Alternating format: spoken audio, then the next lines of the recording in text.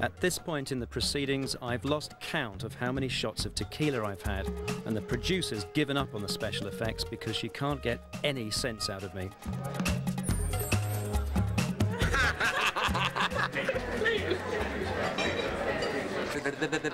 I'm certainly exhibiting all of the major symptoms. Slurred speech, general inertia, memory loss, slight double vision. It's completely rotten, and I just feel wonderful. Does that make sense?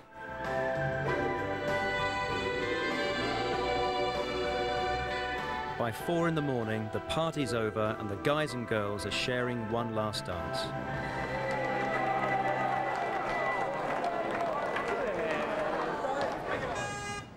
Female testosterone levels are starting to settle down now. But the alcohol won't be finished with the men's hormones for a good few hours yet. Cheers. Cheers. I wish the girls were here.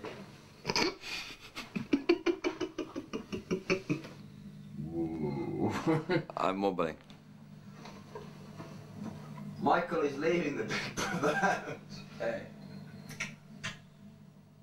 Michael and Grant are both asleep, and I intend to join them, so cheers, and see you in the morning without hangovers.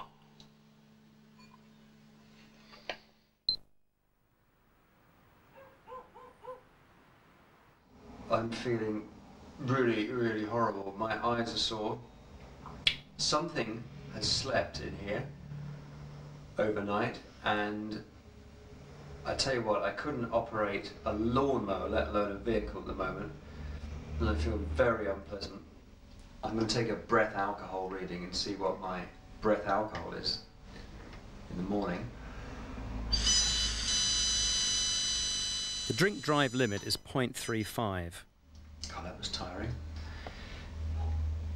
0.3, 0.4.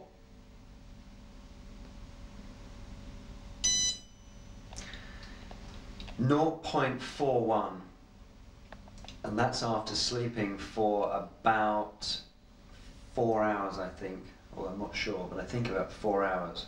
The morning after is when the effect that alcohol has on men's hormones really shows. For men, testosterone levels drop continually throughout a big session. Oh, you're fucking kidding me. After 12 hours, they're down by 30%. This happens because alcohol helps the body convert testosterone into estrogen, and long-term, this can have profound effects on the body. It reduces the size of the testicles, the sperm count goes down, and there's another more obvious effect. All men have mammary glands behind their nipples. They're just very small. But after years of heavy drinking and reduced testosterone levels, the glands can expand and enlarge. And though they could not actually give milk, the breast tissue takes on a much more female form.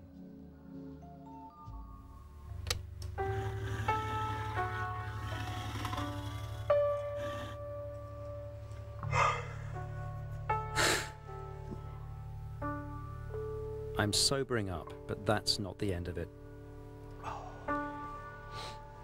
Okay, so it's nearly 1 o'clock. Everyone knows that driving when you're drunk is dangerous. But what about when you're hungover but completely sober? Crowds of people. Oh dear. I'm being tested on a simulator that's set up to assess reaction time, judgment, coordination, and overall how much attention I'm paying to the world around me. I thought it was going to be easy. It's really hard.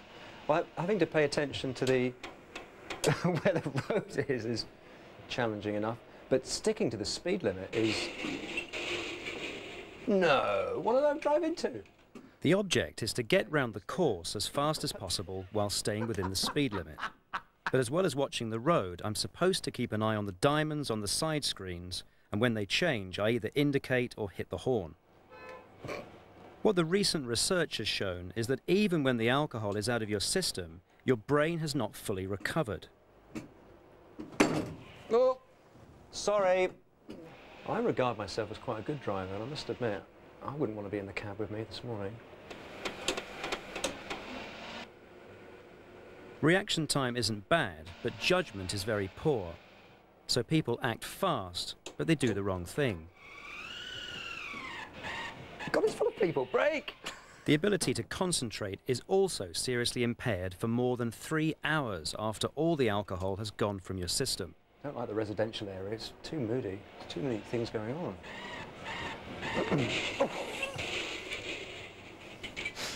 How about that?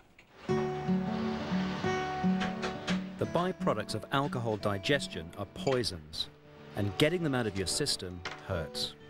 Sundays are always a very uncomfortable day in this house. My hangover cure is getting into a steaming hot bath and just drinking pints and pints and pints and pints of water.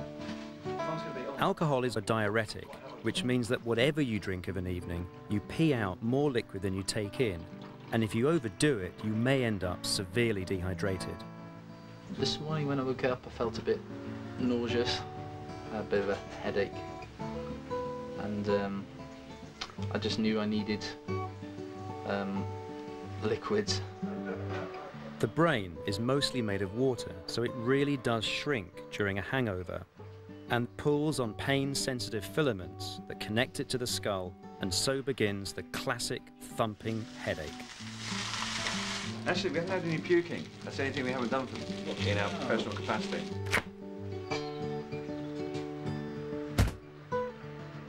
Orange juice helps not only because it's a liquid, but because it also boosts the blood sugar, which is always low the morning after the night before, brought down by the way alcohol plays with your digestion. And low blood sugar makes you feel hungry. I've stopped the hair of the dog thing. That was a few years ago. I was very much a Yeah, hair of the dog you man. drink at lunchtime, don't you? Not all the time. Hair of the dog seems to give relief for a while because the body stops processing the poisons in favour of digesting the new alcohol. But be warned, all the alcohol has to be broken down sooner or later. Praise the Lord. Looks good. Cheers, mate. All right. So have we learned anything from all this? But it's not good, kids. Don't do it. It's not big and it's not clever. I mean, I've had some evil hangovers that have lasted till 10 o'clock at night. And just an absolute agony. Headaches, vomiting. Might be alcohol poisoning, actually. It could have been that. Yeah, that's the next step. And then someone goes, fancy a beer? And you forget how terribly The next thing you know Rippled is you 4 were. o'clock in a crap club in Covent Garden drinking cocktails. Exactly.